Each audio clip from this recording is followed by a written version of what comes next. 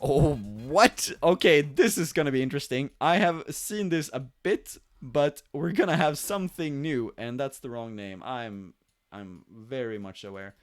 Uh, I want to see this in both views here. Uh, okay, Yätta going with the Byte and Barq. So, what has happened in the European community in ARMS is that since we have this kind of clear top cut of players like Iceman, Ripha, and Yätta, and all of them having very clear signature styles, what has happened in the metagame is that you have to find new answers to be able to defeat them. And this time, Yätta's, possibly the answer he has is to play Byte and Barq, which seems to be doing some damage at least. He gets hit here out of the rush, which is not going to be a nice time for him, but he's doing very well, I would say, so far. Ripha, of course, very, very well kind of hitting Barq out there, so he doesn't have that option. Really important when you play against the Byte and Barq. But it's also going to botch the rush of his own. This is a bit surprising. This is way closer than I would have thought. And Yätta is just really sniping both of these arms. He's making sure to hit the Tri-Blast through the Tri-Blast and hitting the Ice Dragon, even if he's hitting the beam. Now he is in the red, but he's basically one rush away from getting this. It's hard to hit a rush. Oh. Probably couldn't have confirmed with that explosion. But the deflect on Barq is so strong if you use it correctly. And it only has a few seconds left. He does have to hit this rush. But it's going to be too stressed. He's not going to get it this time. But Yätta looks like he might be onto something with this new setup with Barq. Switching to the Brella. Trying to kind of... I think he was looking to counter the blast. Tri-Blast actually. Oh, but he counters the rush! Okay, and delays that umbrella, so he gets the 355. Very well done. Oh, this is just a treat to watch. The footsies, the level of footsies that these guys play at is insane in ARMS. Oh my god, and Yätta just finding the way with these mix-ups of uncharged and charged punches. Ripha trying to kind of take a moment, finding his rhythm again. Making sure to knock down Barq every time. Really important to do that as often as you can. Barq sliding under that ice beam as well. Yätta looking to be... like, he's not in the lead, but he's in charge. Oh, and they both activate at the same time. But the rush from Ripha is too slow. Now Yätta is in such a commanding lead. It's going to be hard for Ripha to actually come back here. Oh, and Ripha is struggling. He's one hit away. And Barq finishes it with a punch of his own to take the round. Could there be a more satisfying way to win as Byte and Barq than with Barq actually finishing it off? Yeah. Someone tag J-Knight with that clip. Now, Yätta might have gotten into Ripha's head here. He's struggling so much right now.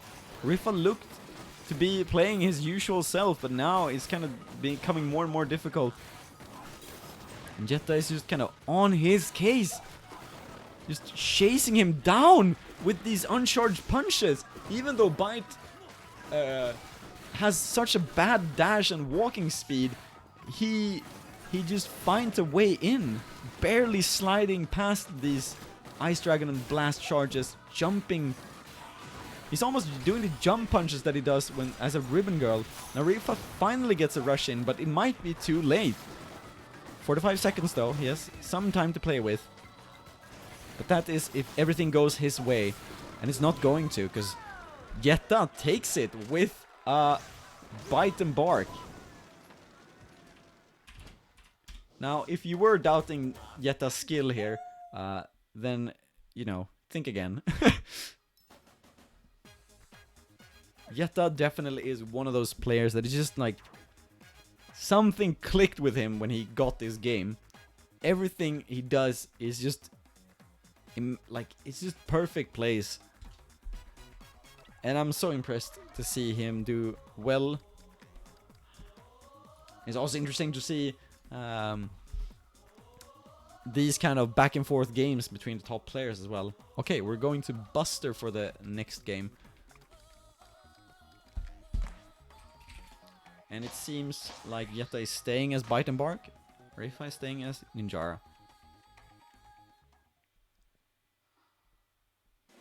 Let's go into the view of Byte and Barq here.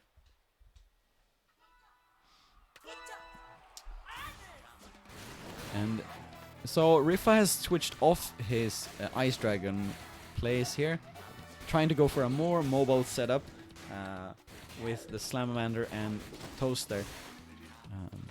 Almost like kind of reminds you of the setups that like are the style that Ku kind of plays with, or Benke even. But let's see here. He's doing way better now with this mobile setup. He doesn't have to worry about the slow timing of the Ice Dragon. Now Yätta is struggling to kind of keep up with this speed. Barq is just getting knocked down at every second. Okay, Yätta trying to edge out that rush, only gets 30 damage. That's not good enough. Gets right in the kisser there, but now I think Ripha found the answer to this Byte and Barq, at least for now. And welcome to the stream if you're new here. Ripha, just kind of eliminating that Byte and Barq. Yeah, it's actually, yeah, it could be more similar to Masamo. There was some Ninjara I was thinking of, a Japanese Ninjara, but less cool, since he always uses some kind of firearms, light firearms. And okay, so Yätta has switched to the Thunderbird. I like this. I think he had to change something. There is not too much you can change with the playstyles in this short amount of time, so I do like that he's changing it up. But this can be tough.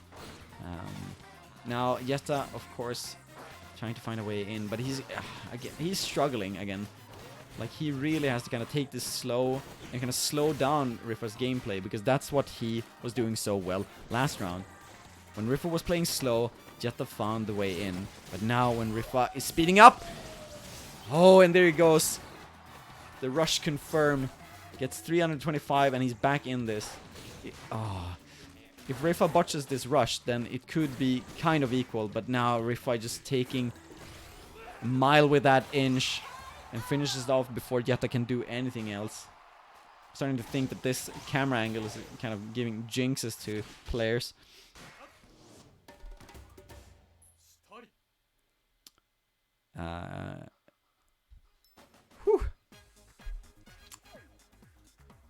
Yeah, okay, let's see. This might actually prompt Yätta to switch characters as well. And I do think that this is a best out of 5 now. Question mark. Let's go to Sparring Ring. And for the new person in chat here, Knocko Plays, welcome so much to the stream. Yeah, I would say that the game is active, but you have to go into the Discords and you have to find people. If you're in Europe, definitely check out EU Arms Competitive.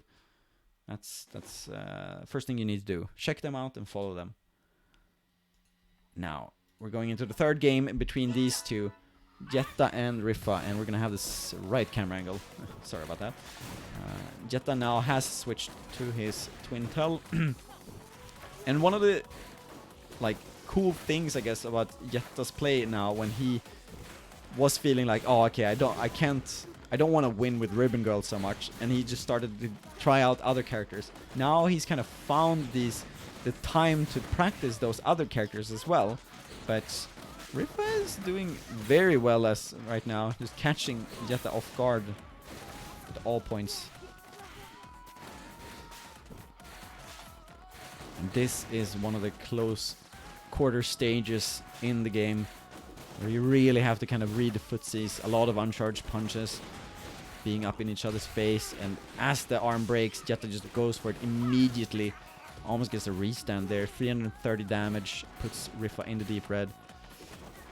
As long as Yätta doesn't get hit too many times here, it's going to be a good time. Because Ripha can and will confirm rushes in to... Oh, and he's barely going to break that. 180. I did not think that I was going to do that much damage. And the arms are almost breaking here for Yätta. Has to be super careful. Tries to get some space so he can recover. Ooh, you don't want to break those arms now. Then it's going to be dead. Game over for this round. He's just barely surviving between these punches. Has a rush available, but he probably doesn't want to use it. No, and he doesn't. Uncharged punch is going to end it. This is really some high-level plays here right now. They really have to kind of adapt to each other's playstyle at every round. It's very much... it's so unusual for me to see this kind of new meta emerge of the umbrella. Has to be kind of the last seasons when I didn't play that much. Nice here by Yätta. Has a commanding lead again. Things are looking good. And I think this is where Yätta kind of shines, where you play with like the mix-up of uncharged and charged punches and you go for the patty cakes. That's where Yätta shines, because he has played that so much and that's his style as Ribbon Girl. So even if he's playing that with another character, that's where he feels comfortable. So, but now Ripha finally edging in, getting a few pokes here and there. Not a lot of damage though, so you know. It was cool, but it didn't give them that much, and now both of them have rush. Yätta can close this out with the rush, but it's not gonna be enough. Very important grab there for Ripha. Oh, but this is tough. This is tough, and Yätta is going to predict that movement and send, or not send him to the lower bracket. Not yet. Calm down. But he's gonna take a 2-1 lead over Ripha. As we say, good shit. I think at this point we're probably gonna see a character switch every round. And if you're curious about the rest of the bracket, you can also, of course, check that. You can also... yeah, I do want to plug the merch, but at the same time, as I'm working on new merch, don't check that out. You know, don't buy it until I launch the new stuff, because that's gonna make people annoyed. I am working on some stuff, but since I'm so busy at work, I have very little time to actually work on them. We're gonna go back to Buster, and we're gonna see a character switch from Yätta.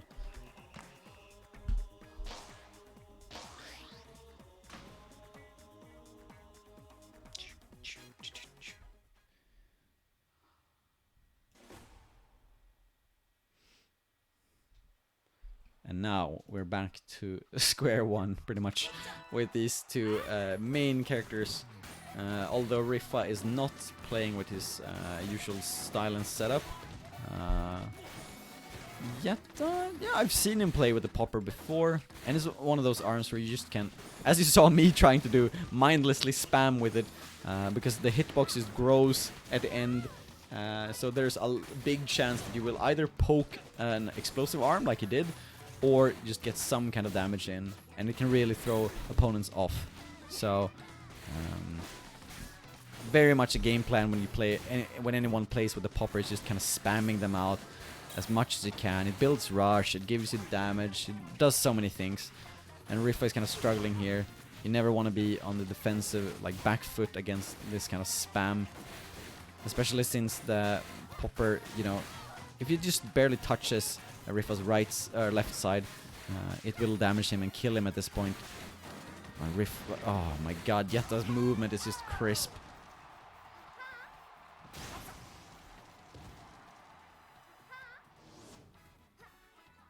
Okay, switches the arms is Ripha. Recognized that the Tri-Blast was actually giving him a tough time. But he still has the problem with the popper. Even though it might not explode anything on Ripha right now. You can still get hit by those pokes. The thing Yätta has to be careful of is just kind of not getting that, relying on the popper too much. Oh, okay, in the close quarters he goes for the rush, but he misses most of the popper damage, and that's gonna be, I think, 100 less damage than he wanted. Still very commanding lead though. Ripha going to take one of his own.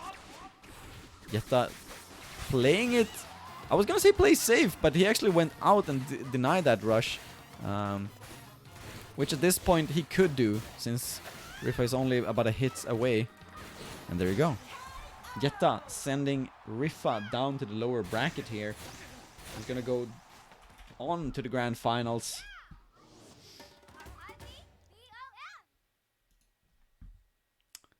I have to check the brackets myself here.